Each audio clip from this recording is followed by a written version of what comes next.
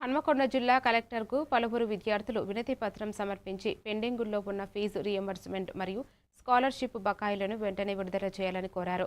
ఆర్థిక ఇబ్బందుల కారణంగా ఉన్నత విద్య కొనసాగించడం కష్టంగా మారిందని వారు ఆవేదన వ్యక్తం చేశారు.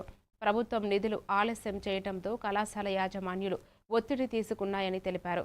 పేద మధ్యతరగతి విద్యార్థులు తీవ్రంగా ఇబ్బందులు ఎదుర్కొంటున్నందున బకాయిలను తక్షణమే విడుదల చేయాలని వారు డిమాండ్ చేశారు.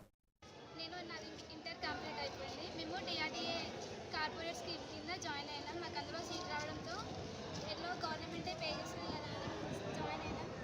అట్లా మా సెకండ్ ఇయర్ శ్రీ వికాస్ కాలేజ్లో కంప్లీట్ అయిపోయింది.